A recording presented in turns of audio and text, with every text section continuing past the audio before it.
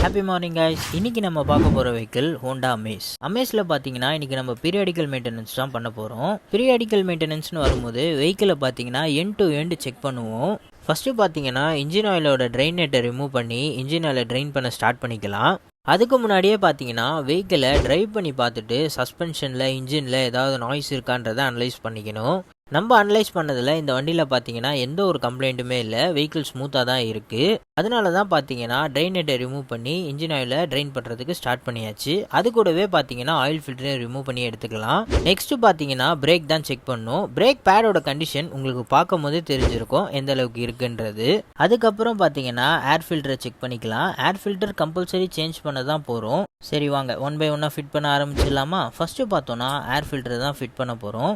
ஏர் ஃபில்டரை fit பண்ணுறதுக்கு முன்னாடி அந்த பேஸை பார்த்தீங்கன்னா ப்ராப்பராக க்ளீன் பண்ணி ஏர் ஃபில்டரை பக்காவாக வச்சு லாக் பண்ணிக்கலாம். நெக்ஸ்ட்டு பார்த்தீங்கன்னா பிரேக் பேட் தான் ஃபிட் பண்ண போகிறோம். நியூ ஒன்றுக்கும் ஓல்டு ஒன்றுக்கும் உள்ள டிஃப்ரென்ஸ் உங்களுக்கு பார்க்கும் போதே தெரியும். இந்த வண்டிக்கு பார்த்தோன்னா நம்ம டிவிஎஸோட பிரேக் பேட் தான் யூஸ் பண்ண போகிறோம். பிகாஸ் ஆல்ரெடி டிவிஎஸோட பிரேக் பேட் தான் இருக்குது. இதுதான் இந்த வண்டியோட ஓல்டு பிரேக் பேட். இப்போ நெக்ஸ்ட் பார்த்தீங்கன்னா நியூ ஒன்று ஷோ பண்ணுறேன். ஷோ பண்ணும் போதே பார்த்தீங்கன்னா உங்களுக்கு அதுக்கான டிஃப்ரென்ஸ் நல்லாவே கிளியராக தெரியும். வாரண்டி லேயர் எந்த அளவுக்கு இருக்குன்றத டிஃபரன்ஸ் பண்ணிக்கோங்க. பிரேக் பேடை ஃபிட் பண்ணிவிட்டு பிரேக் ஷோட கண்டிஷன்லாம் நல்லா இருந்ததுனால அதை க்ளீன் பண்ணி மட்டும் ஃபிட் பண்ணியாச்சு. பிரேக்கோட ஒர்க்கிங்லாம் ஃபினிஷ் பண்ணிட்டு கீழே வந்து பார்க்கும்போது ஆயில் பார்த்தீங்கன்னா பக்காவாக ட்ரெயின் ஆயிருந்தது. ஸோ ட்ரெயின் நெட்டையும் லாக் பண்ணிவிட்டு ஆயில் ஃபில்டரையும் மாட்டியாச்சு. அமேஸ்க்கு பார்த்தோன்னா 5W30 fully synthetic motel oil தான் யூஸ் பண்ணியிருக்கோம். பிகாஸ் ஆல்ரெடி கஸ்டமர் இதுதான் யூஸ் பண்ணியிருக்கேன்னு சொன்னதுனால எல்லாமே அவங்களே பர்ச்சேஸ் பண்ணி கொண்டு வந்துட்டாங்க.